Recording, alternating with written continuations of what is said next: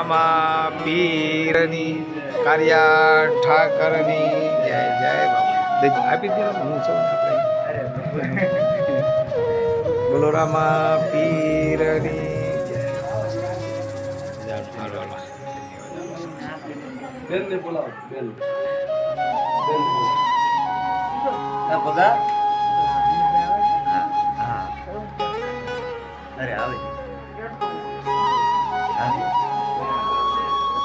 ત્યારે પ્રભુ એવું તમારે નો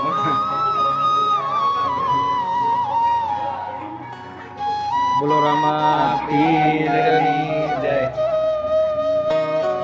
જય ઠાકર જય જય બાબા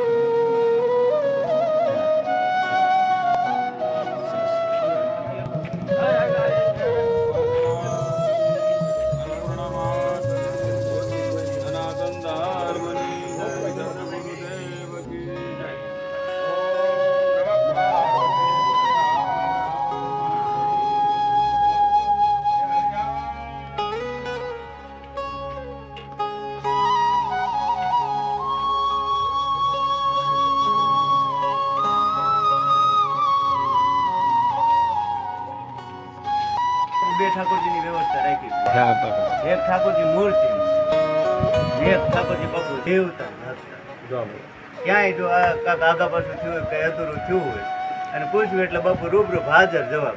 અને વધારે આગા હોય ખબર હોય ગુરુ મહારાજ ક્યાંક આગા પાછા છે અત્યારે ફોન કરતા સંશય થાય છે માલકોર મુંજારો થતો ને જરી ગમતો મુંજાણે લાંબો હાથ કાળા હર બાજુ કરીને ઠાકોરજીને અરજી મૂકી એટલે બાપુ રૂબરૂપ જવાબ લોટામાં લીટા પડે કામ જ થાય એવી ગુરુ મહારાજની કૃપા માથે પંજો મૂક્યો પછી બધું શીખવાડ્યું બટા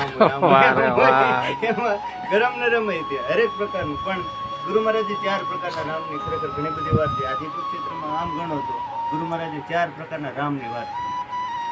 દશરથ ઘર ડોલે એક ઘટોઘટ બોલે એક સકળ પસારા એક સબસે ન્યારા ઘટોઘટ બોલે એક દશરથના ઘેરે ડોલે આમ ગણો તો દશરથ રાજાના ઘરે જે રામ પારણામ ઝૂલી રહ્યા આપણે એ રામ બોલે રવજી બાપુ ઘણી વાર કહેતા હતા બાપુ શેઠ હતા મોટી દુકાન અને પગથિયા બહુ જાજા રાખ્યા જેટ કોઈ ચડી ન રાજા પૂછે ચડી ન કેવા લાંબા પગથિયા રાખ્યા જૂની દુકાન મને મગજમાં હતી બાજુમાં આપણે મહાદેવને ઘોટો કોઈ પણ સંતો આવે તો ડેરો ન્યા હોય રવજી બાપુની પહેલી મુલાકાત ન્યા હોય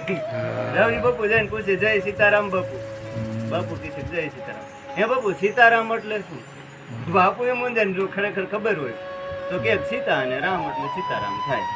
જો રવજી બાપુ સમજી જાય કે આમાં બહુ લાંબુ કઈ લીધા જેવું એનાથી પાછા વળી જાય ચા પાણી ભોજન કે તો વ્યવસ્થા કરી દે નાનો પડે પણ એને ખબર પડી જાય કારણ કે પોતે ખૂબ મનોમંથન કર્યું સંશોધન ખૂબ કર્યું ગુરુ મહારાજે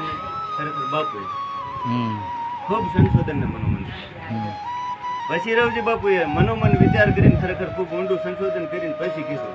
કે જે તમારા ચિત્તને આરામ આપે નીવડે એ રામ પછી હવે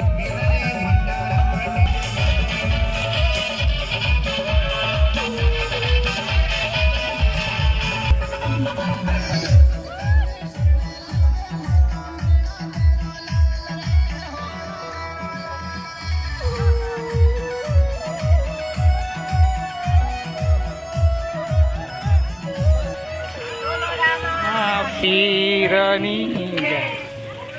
વાહ રે વાહ